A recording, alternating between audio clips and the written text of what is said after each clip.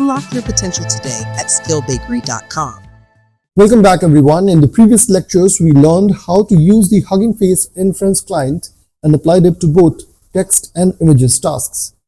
Today, we are going to slow down and focus on a very important skill: how to find the right models on Hugging Face. Being able to quickly discover good models is one of the most valuable skills when working with open source AI. The Hugging Face Hub has hundreds of thousands of models. Knowing how to search, filter, and evaluate them will save you a lot of time and frustration.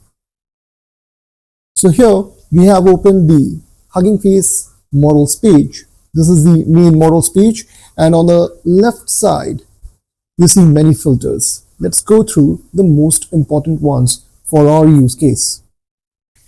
So here we have tasks. Under tasks, you'll notice that we have certain examples like text generation, text classification, summarization, image classification, image to text, text to image, object detection, and you have many more like zero-shot classification and natural language processing. So always start by selecting the task you want to perform, and then you need to search for inference providers or inference available.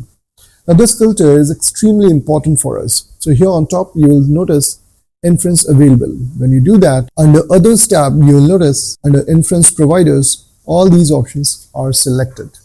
So when this is enabled, you only see models that are currently supported by at least one inference provider. So here you can see all the inference providers are there, and you can remove them over here. And based on that, you will notice the models result set is also getting filtered. So here for HF Inference API, we have all these models. Now, if a model does not appear when this filter is on, it means you cannot use it directly with the JavaScript client we have been using. Third is the library. So under libraries tab that you see on the left-hand side top bar, most of the time we want models from the transformers library. So here you can see the transformers library is shown in the list. And what you can do is you can sort this particular result set based on trending, most downloads, and recently updated. So once you click on a model, for example, this one, you'll be landing on its model card. This is one of the most important pages on Hugging Face. Here's what you should look at. The first is the pipeline tag that you see on top. Then you have the model size, the license over here, and downloads and likes. You also have the inference widget. So here, under inference widget, you can test the model, how the code is going to look. And here on top, you will also notice the inference providers. You have the examples as well over here, so you can explore the examples as well. Down below, you will notice the other details like papers, evaluation results, and on the left hand side you will notice how to use it using Hugging Face transformers. So all that documentation is provided as well. Now let's say you want to check if a model will work with our client or not. So there are three practical ways. The first one is to make use of the inference available filter on the models page that we discussed as the second step.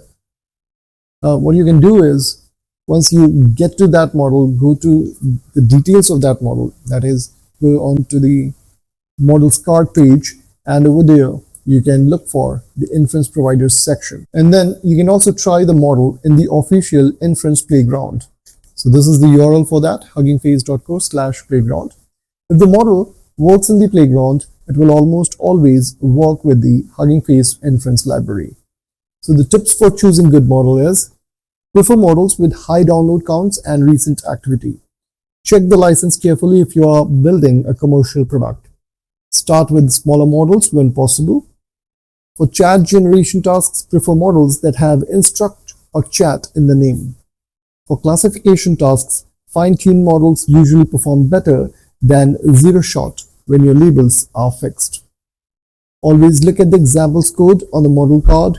Hugging Face usually provides JavaScript examples now. So in this lecture, we learned how to effectively search and filter models on the Hugging Face Hub, how to read and evaluate a model card, how to check if a model supports inference providers, best practices for selecting models, and how to force a specific provider when needed. This skill will help you throughout the rest of the course and in your real projects. In the next lecture, we'll move away from remote inference and start running models directly in the browser using transformers.js. Thank you for watching. See you in the next lecture. If you find the video helpful, don't forget to like and subscribe.